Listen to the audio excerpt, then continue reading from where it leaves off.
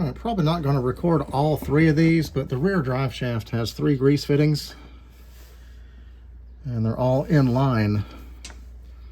So if you rotate the drive shaft to where the rear one is facing down,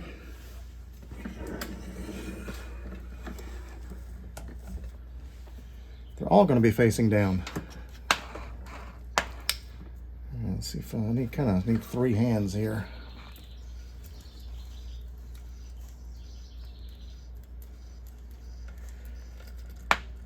All right. I hear it squishing out somewhere, so I'm going to stop right there. And let's move. What the heck? I'll just move you to the middle. This is a Crew Max, so it does have the... It's got a muffler. Where's the drive shaft? Why are you so crooked? All right, that's not gonna work. All right, bear with me here. Okay, so right here, same deal. Let me grab the grease gun and some light so you can see too. Can you see? Yeah, sure.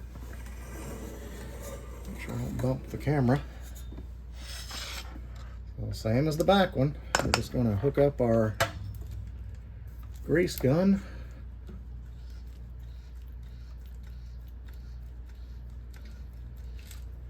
And basically, I'm just pumping this till I hear it squish out. And let's move to the front. I'm not going to move the camera. Same deal.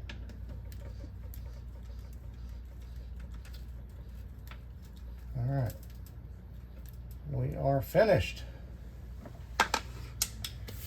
And just like that, we have greased the U-joints.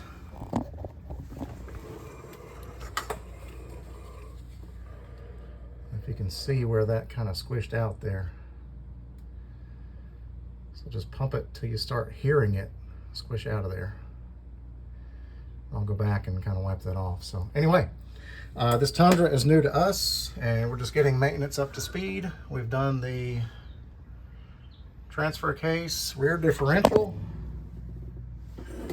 drive shaft.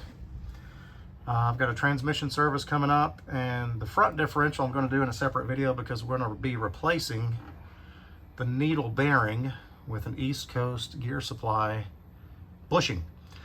The left front axle has some play in it.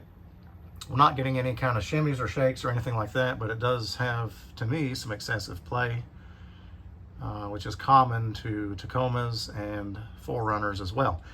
This is a bigger front differential than those vehicles, but kind of the same issue, so I'm going to be doing that. So make sure you subscribe, and we're going to get this maintenance up to date on this truck. Thank you so much for watching.